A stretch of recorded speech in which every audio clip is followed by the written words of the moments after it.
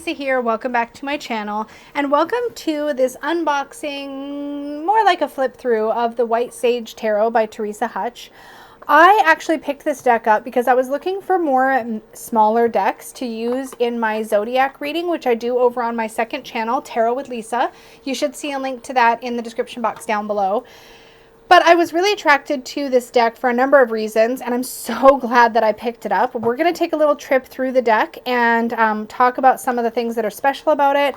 But this is a deck in a tin, so it is smaller than a standard tarot. I'm just going to grab another deck to give you an idea.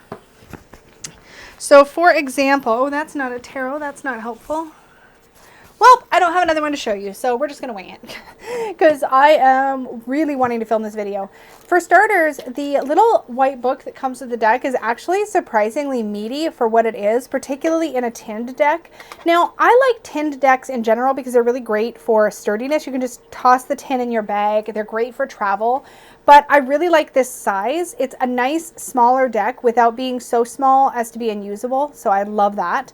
But yeah, you actually get quite a bit of information in the little white book. I don't think there's any spreads in here. But one of the things that really grabbed me about this deck is that there is a... Oh, I bumped into something. There is a chakra system throughout these cards. So you will see hints of the chakra colors, and we'll talk about that. But I love working with the chakras. It's a system I'm very, very comfortable with. Oh, there's our spread, of course. So this is a chakra energy rainbow spread. So you can basically build the spread from card 1 through card 7. And it's based on the 7 chakras. And then there's also a little handy guide to tell you that red is for the Muladhara chakra, orange for Svadhisthana, yellow for Manipura, green for Anahata, Vishuddha, Ajna, and Sahasrara. I always stumble on that one. But basically root, sacral, solar plexus, heart, throat, third eye, and crown. So those are the 7 chakras. And I've been working with the chakras in my personal practice for quite a while. So it's like a language that I'm comfortable with.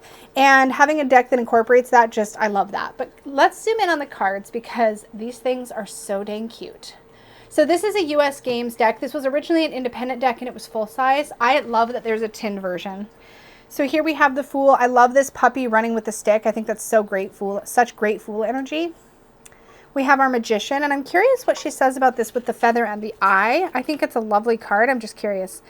A feather floats effortlessly in the air above a Nazar that wards off evil. Oh, it's a evil eye. This card is a good reminder to take the high road in order to access your unlimited power. So there are reversed meanings in this deck. It goes into that from that spot in there. The High Priestess, I love the cat. We have the dog as the Fool and the cat as the High Priestess. Love, love, love. I love this seal as the Empress. I think she's so cute. Very animal and nature-based. I also love the backings of these cards. Aren't those cute? This deck has a very peaceful vibe to it, which totally makes sense to me. The Emperor, the Hierophant. I would say that I would view this deck more like a pip deck. The Lovers. I love the seahorses here. The imagery is simple. It's soft. It's very relaxing to look at. It's very calming. Strength. The Bear.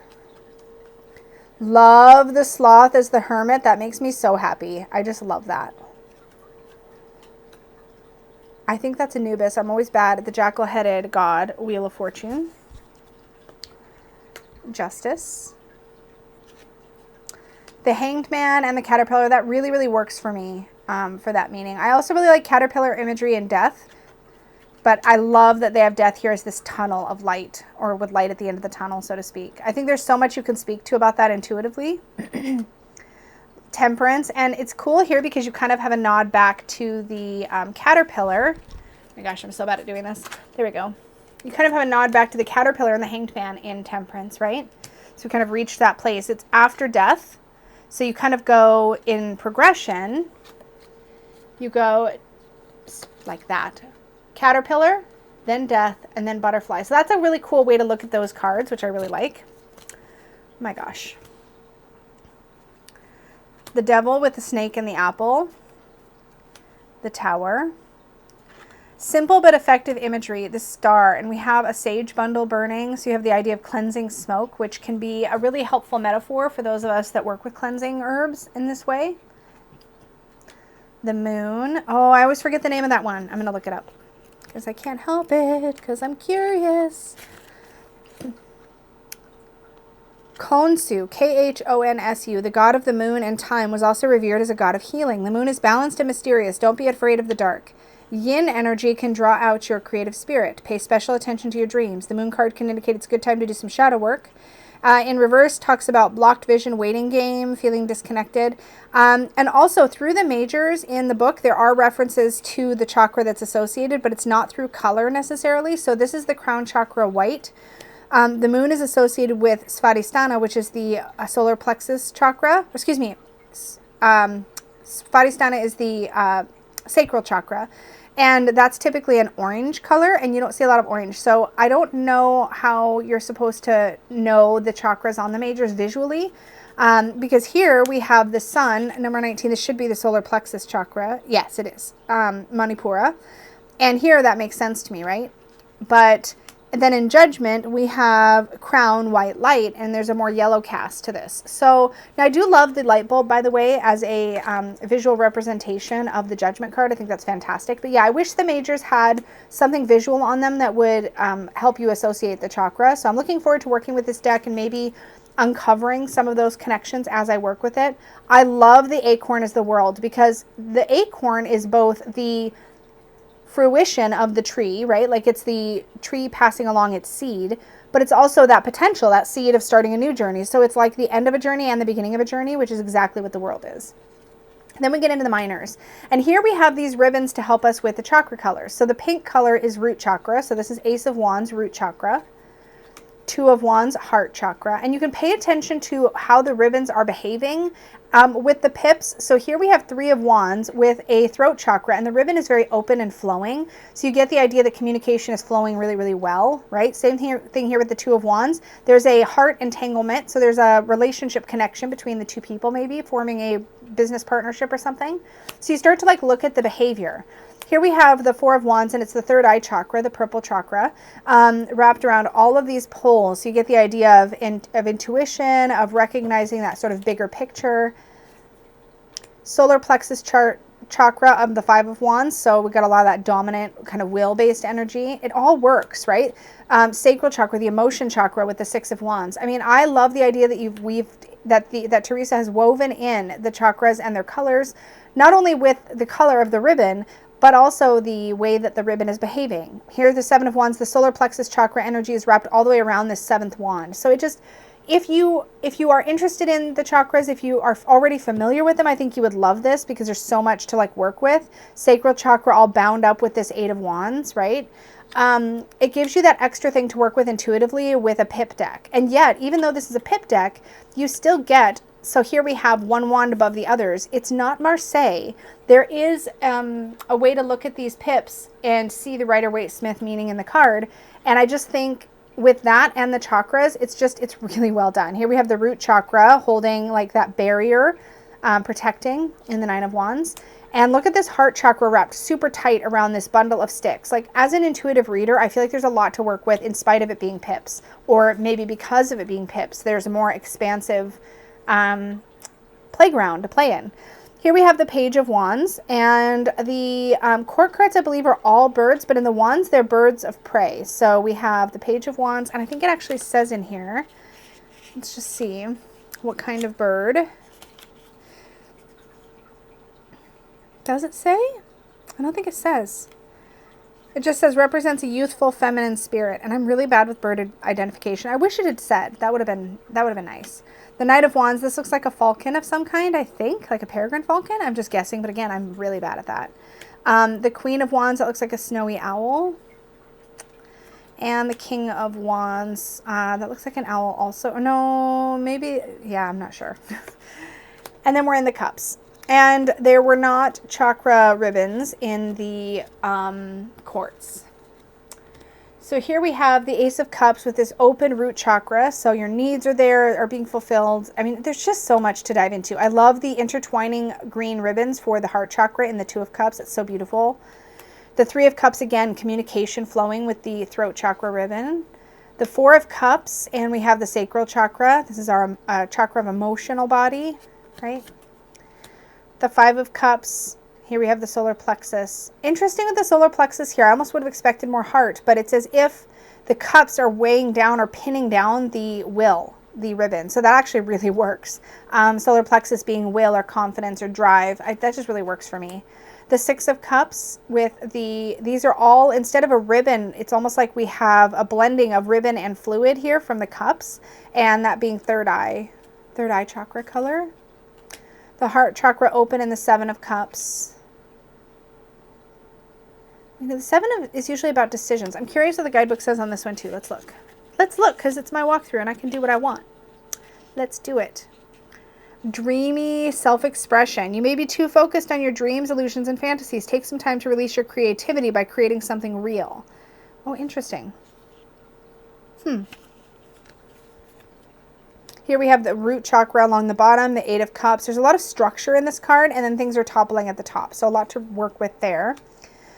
The Nine of Cups, here we have all chakras with a bit of the third eye chakra. So you have this rainbow here, but then the back of the ribbon that's twisting around is third eye chakra, and we have the Nine of Cups. This is such a beautiful image. And then we have all chakras for the Ten of Cups in this gorgeous infinity rainbow. So lots of fulfillment there and balance. Look at these otters. Okay, otter, Page of Cups, otter. They're all otters, so good. I love otters so much. The Knight of Cups. I love that they're each holding a cup. The Sea Otter for the Queen of Cups. Oh my God. And another Sea Otter for the King of Cups. Those are the best. Whole deck, worth it for those cards. I love otters. The Ace of Swords. So again, with the root chakra. Was the Ace of Cups also root? I don't think it was. I think it was. No, it was. So the aces do all have root chakra energy so far. So Ace of Swords. Again, bound up heart with the Two of Swords. That really works. Three of Swords, and I'm starting to notice that the threes seem to all have, I'd be interested to lay them out actually and see, that the threes seem to all have throat chakra energy. Is that true? Let's just see. Let's just see, because I can't help myself. Yep, Three of Wands was throat chakra, and Three of Cups was for sure. Okay, so there may actually be a progression. No, it's not progressive because, well, anyway. The Four, sacral, for the Four of Swords. Ooh, look at this Five of Swords, and the solar plexus ribbon has been cut into shreds. Ugh, them feels. Six of Swords, we have third eye. Seven of Swords, solar plexus, dominant solar plexus energy there. It's almost as if this person's needs or this figure's needs feel more important than everybody else's. Eight of Swords, and we have communication, but we have this interesting place where it's all bound up in the center. Nine of Swords, and the swords are all sort of surrounding and sort of causing the root chakra ribbon to coil in on itself. The Ten of Swords, we have the heart chakra ribbon running through that, and it's been pierced by the swords. The ribbon itself has been pierced. And then in the swords, we have, it looks like wild cats. So we have the Page of Swords, Knight of Swords, Queen of Swords, and a cheetah in the King of Swords. That's great. And yes, again, we have the root chakra and the Ace of Pentacles. Ooh, this time we have heart chakra. Oh no, heart chakra has been in the twos. Yep. I think these are going to match up. Okay, so heart chakra in the Two of Pentacles. The Three of Pentacles again with the throat chakra. The Four of Pentacles again with the sacral chakra. Yeah, there's definitely some overlap. The Five of Pentacles with the root chakra. Look at that broken up sand dollar. Ugh. Six of Pentacles with solar plexus. The Seven of Pentacles with the heart. The Eight of Pentacles with solar plexus again. The Nine of Pentacles. Here we have a cool combination of root chakra and solar plexus in the Nine of Pentacles. That's really interesting, but that makes sense, right? Because root chakra deals with like sort of our needs, our physical needs, our right to exist, to be. And so a lot of our mundane sort of material concerns exist within that chakra. And then we have the solar plexus, which is about drive and will. And when we think about the Nine of Pentacles, it's about really enjoying or experiencing the benefits of having, you know, accomplished your goals or gone after your goals. Oops, love that. And then in the 10, we have the rainbow for all chakras again for the 10 of Pentacles. Love the elephants in the court here. So we have the Page, the Knight, the Queen, and the King with that third eye ribbon and sand dollar. Okay, I'm going to zoom this out. I want to, for the sake of the walkthrough, do a little comparison just to confirm how these are broken down numbers wise, because I think we landed on that while we were going through the deck. So I'm going to pull the wands, oops, the cups, the swords, and the pentacles. And let's just do a little comparison here and talk about the chakras alignment with the different numerological associations here. So let's zoom back in and scooch everything up a little. Okay. So here we can see that the aces are all root chakras, which makes sense because, again, root, beginning, but each ribbon is interacting a little bit different. They're all open. They're all being, they're all intertwined with their suit symbol, except for the cups, which is really interesting. Here, the root chakra ribbon is engaged with the sword, it's engaged with the pentacle, and it's engaged with the wand. But in the Ace of Cups, it's like the ribbon is separate, and here's the cup. So that's really interesting and worth probably exploring, right? Here we have our twos, and they're all behaving a little bit differently. We see the balance in the Two of Pentacles. We see the binding, because of course in the Two of Swords, we are experiencing like a disconnect from the heart. We're sort of blocked in that area, so it makes sense that that's bound up. In the Two of Cups, the heart chakra is intertwined with another heart chakra, which is, again, perfect for the Two of Cups. It is about relationship and connection. And then in the Two of Wands, we have this more open idea. And this makes sense because the Two of Wands, which can be, yes, about forming partnerships, but also about having an open mind, an open heart when you're going forward in a project. Things are still open to interpretation. There's still a lot more to be decided. And then we get into throat chakra with the threes, and I think this really, really works. Of course, in the wands, we're seeing our ship come in, but we're also manifesting our desires. There's a need for communication as part of that process. In the Three of Pentacles, we see these 3 sand dollars with communication flowing between each of them, and that really, really works because, of course, we're working on collaborating here. In the Three of Swords, where we're experiencing maybe some heartbreak or some difficulty, the ribbon is wrapped around the central sword, which is, of course, I think, speaking to that central pain point that we're dealing with, and where maybe we're over-focused on that, or we're over-attached to that, and that's coming out in the way we're communicating with others and dealing with others. Here in the Three of Cups, just an open line of communication, this open ribbon, to me, speaks to that connection between the three friends or the individuals in that case. Then we move, this is where it deviates. Okay, so I was kind of wondering if they were going to follow the same trend, but they don't here. So the Four of Cups, the Four of Swords, and the Four of Pentacles all are connected to the sacral chakra. This is a very emotive place to be. It's also a very the watery place to be. And we're looking at stability here, and it's interesting because these are all speaking to sort of mental stability, financial stability, emotional stability. But when we're looking at the wands, it's more of an inspiring kind of card. It's like recognizing how far you've come, and here we have third eye chakra instead. So it's not like she tried to stick with any particular hard and fast rule, but here we have something else that's happening. Solar plexus chakra exists in the Five of Wands, Five of Cups, and Five of Swords, where we see a lot of disruption and conflict. But in the Five of Pentacles, the broken sand dollar exists over top of a big stripe of red ribbon for the root chakra. And it makes me think that, like, your needs are actually okay. Your basic needs are okay. Everything that you're experiencing is kind of on top of that. So it's maybe to deal less with your basic needs and more, I mean, that's how I would interpret that at first glance. And then in the sixes, we have 3 different chakras represented. So in the Six of Pentacles, we have the solar plexus. In the Six of Swords and the Six of Cups, we see the third eye. And in the Six of Wands, we have the solar plexus, or excuse me, the sacral chakra. It's really, really interesting to me. And I love this because I think the chakras don't neatly line up with any one other system, right? So she's really been mindful about how to integrate these. So we have solar plexus in Seven of Swords and Seven of Wands, and heart in Seven of Cups and Seven of Pentacles. And these make sense because both of these cards are more, a little bit less grounded. And the Seven of Swords and Seven of Wands are both about like will-driven activities. So again, that really makes sense to me. And then here we have a lot of diversion as well. We have 4 different chakras. So we have solar plexus in the Eight of Pentacles. We have throat chakra in the Eight of Swords, root chakra in the Eight of Cups, and sacral chakra in the Eight of Wands. And here we're back to root for 3 cards. So the 9s, root for Wands. Whoa, whoa, whoa, what happened? What happened? Did I end up off? Guys, what did I do? What did I do? I messed up. So much for a comparison here. Let's try again.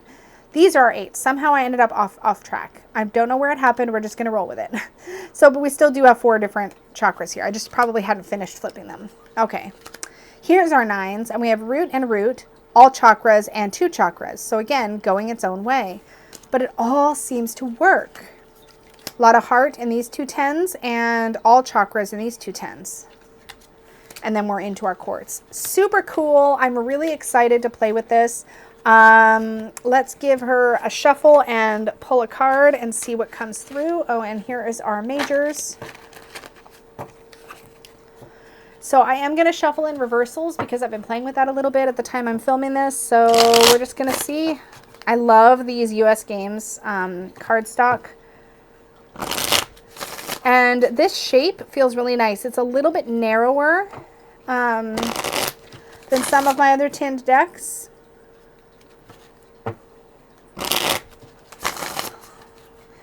Alrighty, so let's actually just do our fan here. Let's zoom us out a bit. Oops, wrong direction.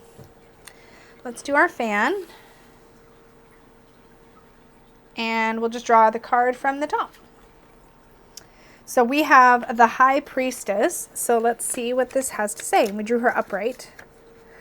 Upright, intuitive, all-knowing. The High Priestess is like any cool cat on top of the world with a quiet sense of control. You can't help but feel drawn to her. She is calm, cool, and collected. She lives a life above everyday drama. This cat is based on my cat, Udi, who runs our household. Aw, cute. So that, my friends, is the White Sage Tarot in a tin. I am really excited to play with this deck. I will definitely keep y'all posted about how it goes. But for now, that is it. Thank you so much for joining me. Be sure and click the like button down below if you enjoyed this little trip through the White Sage Tarot. Comment and let me know what you think about this deck. Do you own it? Are you thinking of getting it? Let me know. And be sure and subscribe if you are new here. And that way my videos will show up in your subscription feed and you will be in the loop. Thank you so much for joining me. Remember that you can always book a reading with me over at supportivetarot.com. Thank you again, and may your magic always shine from the inside out. Bye, guys.